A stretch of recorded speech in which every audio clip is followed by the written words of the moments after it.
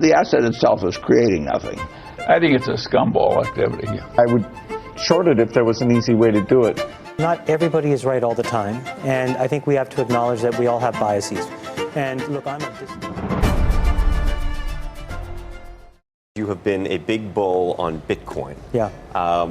We had some folks that some people know on our show earlier this week. Becky was out in Omaha. I want to show you what they had to say if we could roll the tape on Bitcoin from Mr. Munger and Mr. Buffett.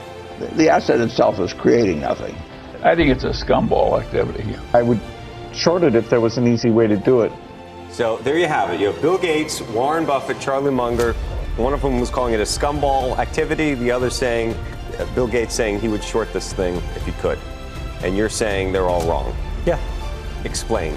Well, look, not everybody is right all the time, and I think we have to acknowledge that we all have biases. And look, I'm a disciple of Buffett and Munger, and one of the things that they have said for years, which I believe, is you define a circle of competence and you stay within it. And I think it's been clear in his entire investing career that technology is not in his circle of competence. And so the only technology name that he's owned is Apple. I mean, you could claim that IBM was a technology company. That's borderline. It's out of that didn't work anyway. Right. In Apple, I was thinking that if he got in Bitcoin, if he eventually got in Bitcoin when he eventually got into Apple, they'd already be at $1 million Probably. But Chamath, just going back to this, I don't think he looks at it as a technology. I think he looks at it as an asset class that he would put in a similar class with gold. Just it's a non-productive asset. It's an asset that is only worth more if other people agree to pay more for it. That's the type of issue that he's talking about. Which I also agree with. I think it is exactly that. I think it is a replacement to gold. But again... But you like gold. You're saying you like non-productive assets.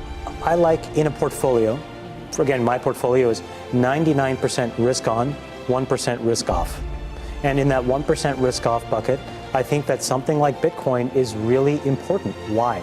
Because it is not correlated to the rest of the market. And the biggest thing that's changed... You do not believe that the success of Bitcoin over the past several years has been correlated to the market? I would say not directly correlated, but clearly...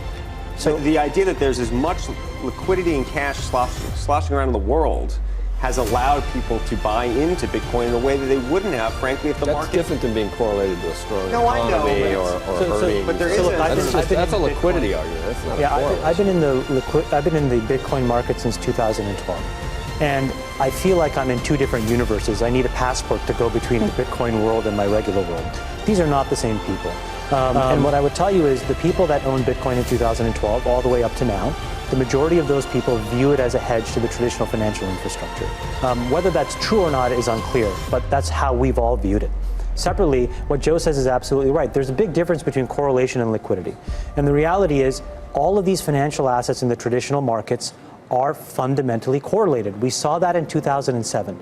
Everything broke down. Things that we thought were hedges went away. And so I think it's really important to not forget what happened there. So in 2018 or 19, heaven forbid we go through another cataclysmic financial event, we are going to see the same fundamental correlation. And so again, I ask, why would it not make sense to have a non-correlated hedge? For a small amount of this is about buying insurance. It was the same reason why in 2007 and 8, the folks that bought simple insurance bought some CDS. But you might as well buy gold. I mean, at least gold's got a 3,000-year or 10,000-year record of being a store of value. I mean, I think that's the other thing Buffett's saying. There's no reason to think this is a store of value. I think that's a fair point, but I think that these are not exclusive decisions. And for this younger class of entrant into the market, they probably don't want to buy gold. In fact, they don't want to buy gold, and they want to buy something that's much more digital and reflective of their values. How do you feel, though, about the idea that Charlie sort of suggested that there's something sort of scummy about that, or that there's a lot of scum in the crypto world right now, and that there's a lot of people who have been sort of sucked into this world, that have bought into this world by some folks who may not be as... Look, I think it's really unfair to not understand something and then to disparage it. Again, I think he's exceptional. I think Warren Buffett is exceptional. I think Bill Gates is exceptional at what they do. And I think it's fair to say that in 30 or 40 years, if I'm, a vibrant, successful investor, and if I'm back on this show, the idea that I know what's happening 30 or 40 years from now, as well as some other new 40-year-old or 30-year-old entrant into the market, is just not true. The reality is things change.